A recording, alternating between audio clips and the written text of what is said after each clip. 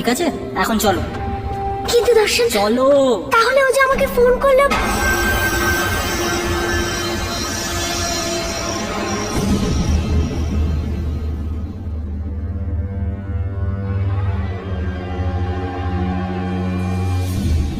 না সিমি, প্লিজ আমাকে ছেড়ে যেও না।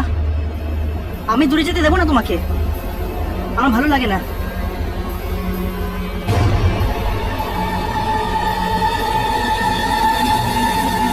তুমি কি ভাবলে আমি মরে গেছি?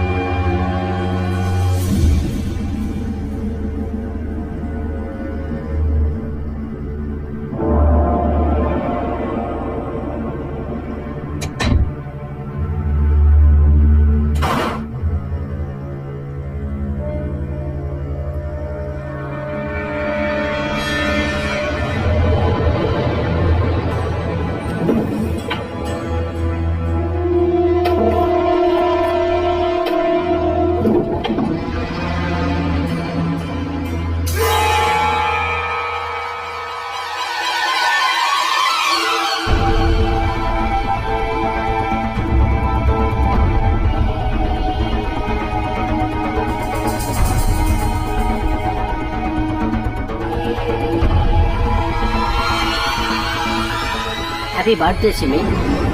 Thank you so much.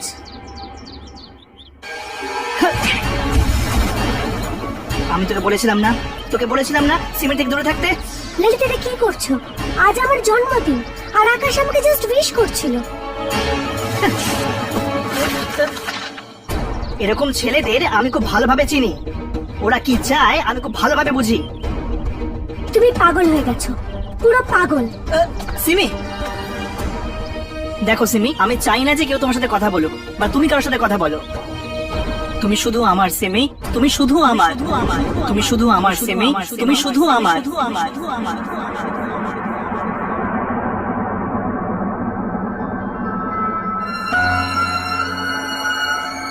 Hello doctor দর্শন, আমি শুভম বলছি। ললিতের লাশ জ্যান্ত হয়ে গেছে, আমি নিজের চোখে লাশটাকে চলতে দেখেছি।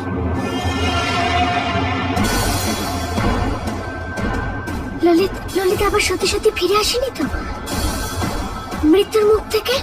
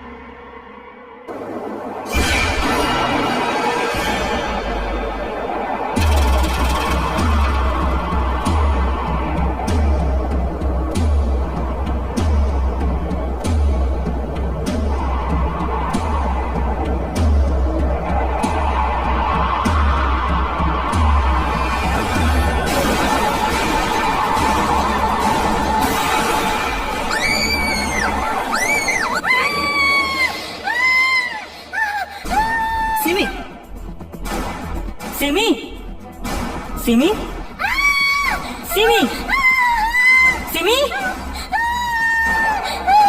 সিমি সিমি সিমি সিমি সিমি সিমি সিমি আমি দর্শন, কি হয়েছে তোমার? আর এত রাত্রে তুমি এখানে কি করছো?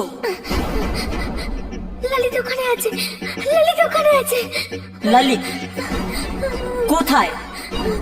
ওখানে, ওখানে দাঁড়িয়ে আছে ও।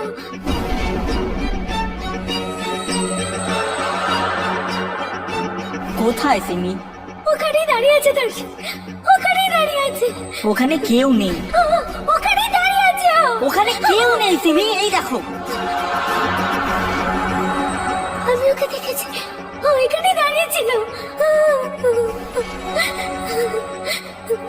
আমার মনে হয় শুভমের কথা তোমার মনে ভালোভাবে দাগ কেটে গেছে। না না অনেক রাত হয়েছে, চলো ঘুমোবে চলো। না দর্শন, আমি ওকে আমি ওকে দেখেছি। ওখানে কেউ নেই সিমি, কেউ নেই ওখানে। এ ব্যাপারে কাল সকালে কথা বলবো, চলো। আমি ওকে